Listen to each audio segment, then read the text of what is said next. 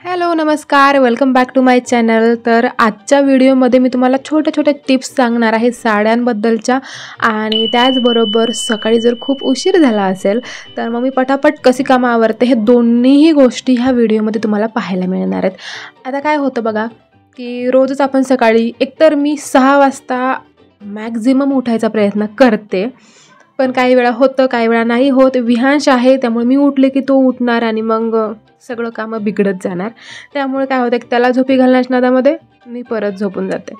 5:30 वाजताचा अलार्म अगदी 6:30 पावणे 7ला बंद होतो. तर अशा प्रकारे रोजचंच सुरू आहे सध्या तरी. आता बघूया, विषू थोडासा मोठा झाला की त्यानंतर सगळं व्यवस्थित होईलच होईल. कारण एक असतं की बाळ उठलं की मग आता सध्या थंडी आहे, मग थंडीमध्ये उठणार, त्याला सर्दी होणार, ताप येणार, ते सगळे प्रॉब्लेम वाढत जातात. त्यामुळं हे सगळं. पण आता थोडंसं ऊन पडायला लागलं, थंडी गायब झाली की मग नंतर हे सगळे प्रॉब्लेम होणार नाहीत. पण तुमची कारणं काहीही असू शकतात म्हणजे उशिरा उठण्याची. तर अशा वेळी मी काय करते ते सांगते. एकतर उठल्या उठल्या आधी एक आपलं जे काही काम असेल, भाजी करायची आहे, पोळी करायची आहे, तर ते सगळं मी पीठ भिजत घालते, भाजी टाकते आणि त्यानंतर माझं आंघोळीचं वगैरे सगळं आवरून घेते. आज माझी आंघोळ झाली आहे, पण रोज मी असंच करते. जेव्हा जेव्हा मला उशीर होईल तेव्हा. आता या ठिकाणी मला करायचे होते एक मोड आलेल्या चण्यांची भाजी. तर मी मोड आलेले चणे एकतर उकडून घेतलेत, आधी उकडायला टाकले, तोपर्यंत बाकी सगळं आवरून घेतलं. जे जे पाहिजे होतं मसाले वगैरे ते सगळं काढून घेतलं. कांदा, टोमॅटो सगळं त्याचं मसाला वगैरे केला आणि त्यानंतर पीठ पण भिजत घातलं जोपर्यंत माझे इकडे चणे उकडत आहेत तोपर्यंत. आता या ठिकाणी ते उकडून झालेत, त्याची मी भाजी टाकते आणि त्यानंतर लगेचच पोळ्या करायला घेते.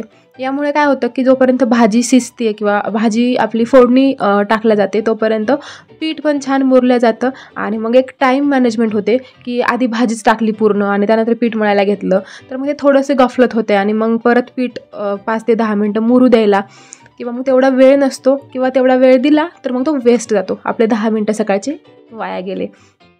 त्यापेक्षा हे करून पहा. आणि सगळे हेच करत असतील आय थिंक.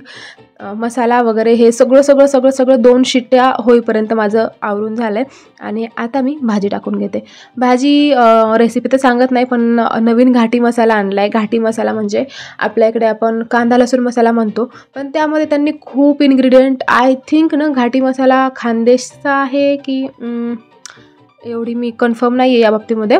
पण घाटी मसाला हा खूप छान टेस्टी आहे. थोडासा टाकला तरी पण मस्त टेस्ट येते आणि झणझणीत आहे. मेन म्हणजे ज्यांना तिखट भाज्या आवडतात त्यांच्यासाठी बेस्ट आहे.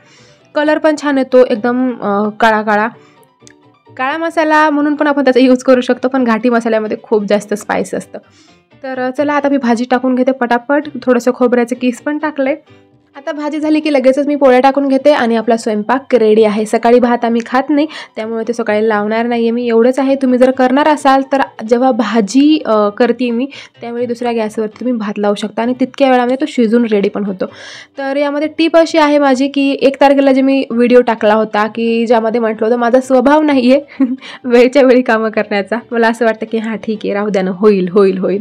तर तो चेंज झाला आहे आणि ज्यावेळी जे काम पडतंय ते मी करते कितीही कंटाळा येऊ किंवा माझ्या स्वभावानुसार की हां होईल ते बंद केलं आहे. त्यामुळे असं झालं आहे की संध्याकाळचा पसारा सकाळपर्यंत राहत नाही आणि मग सकाळी मला नव्याने दुसरी कामं करायला वेळ मिळतो. तर ही सगळ्यात महत्त्वाची टिप होती आणि ती मी सध्या हे फॉलो करते की कितीही कंटाळा येऊ द्या, संध्याकाळी सगळं क्लीन झालंच पाहिजे. संध्याकाळी उद्या काय भाजी करायची हे ठरलं पाहिजे आणि त्यानंतर झोपणार मी.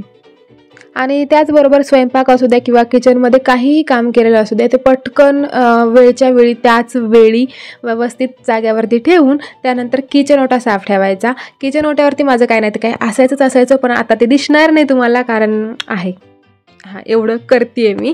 काय होतं ना की बऱ्याच वेळा आपण प्रायोरिटी म्हणतो आणि जेव्हा ही कामं पडतात, आता जनरली सांगायचं झालं तर ह्या कामांपेक्षा वेगळी कामं माझी एडिटिंगची असू द्या, वेबसाईटवरची व्हिडिओ टाकणं असू द्या, किंवा मग सोशल मीडिया तर शेवटी येतं, म्हणजे इन्स्टावरती व्हिडिओ असू द्या की इन्स्टावरती सगळ्यात शेवटी मला वेळ भेटला किंवा मला असं वाटलं की मी आज छान तयार झाली आहे तर मी करूया व्हिडिओ आणि टाकूया, असं झालं तरच मी व्हिडिओ टाकते किंवा करते इन्स्टासाठी. इन्स्टा बिलकुल प्रायोरिटीमध्ये येत नाही, सगळ्यात शेवटी इन्स्टा वेळ मिळाला तर करण्यासाठी. पण बाकीचे जे कामं असतात ना ते असं वाटतं की ते करूया, ते मला असे अट्रॅक्ट करतात आणि मग ही सगळी घरातली कामं बाजूला पडतात. पण आता ते सगळं बंद केलंय मी, सो त्याचा फायदा मला होतोय. हे एव्हरीवन, वेलकम बॅक. आणि आता 12:30 पावणे 1 झालाय. सगळं काम झालं होतं सगळं, पण पाणी उशिरा आलं कारण येणार होतं एक तर 10:30-11 पर्यंत आलं असतं, पण आज उशिरा आलं. त्यामुळे पूर्ण सेटअप मी केला होता की मला आज मेकअप ट्युटोरियल दाखवायचे, पण ते नाही झालं. आता तुळशीचा विवाह झालाय, त्यानंतर सगळी लग्न कार्य सुरू होतील, तर मेकअप ट्युटोरियल मी टाकणार आहे. 2 तरी मेकअप ट्युटोरियल टाकल. त्यानंतर स्किन केअरची रेंज असेल आणि अशा भरपूर गोष्टी असतात. साड्यांचंही मला सांगायचं आहे की आपण कशा स्टोअर करू शकतो, खूप महागड्या साड्या वगैरे, किंवा मग अशा साड्याच्या ज्यांचं सूत असं नाजूक असतं, किंवा एक जॉर्जेटच्या साड्या असतात बघा, तुम्ही कुठेही टाका कसंही वापरा काही होत नाही. तशा स्क्रीनशॉट ज्या नाजूक साड्या असतात, खूप महागाच्या असतात, त्यांचं सूत नाजूक असतं, त्या सगळ्या साड्यांना आपण स्टोअर कसं करू शकतो. कारण एकतर एखादी साडी वर्ष आपण बाहेर काढत नाही आणि तो तशाच साड्या पडलेल्या असतात. आणि सगळ्यात महत्त्वाचं म्हणजे ना, साड्या आपण वापरतो तर असं वाटतं आपल्याला की त्या खराब होतात आणि ठेवतो त्यावेळेस असं वाटतं की ते छान राहतील.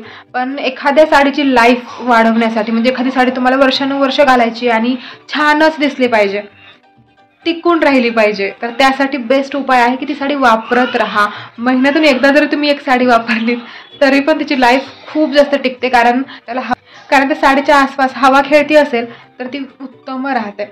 एकच येते की वापरत राहा, साड्या भरपूर दिवस टिकतील. चला आवडते मी पण. आता बोलूया साड्यांबद्दल. तर ही जी साडी आहे बघा, 2 ते 3 प्रकार सांगणार आहे मी फक्त, कारण याआधी पण एक व्हिडिओ केला आहे, तर सेम गोष्टी नाही करणार. तर प्युअर सिल्क असेल साडी, तर त्या साडीला तुम्ही पेपर टाकून, जसं आपण दुकानातून घेताना पेपर टाकलेला असतो साडीमध्ये, तशा प्रकारे त्याची घडी टाकून स्टोअर करू शकता. ती व्यवस्थित राहते.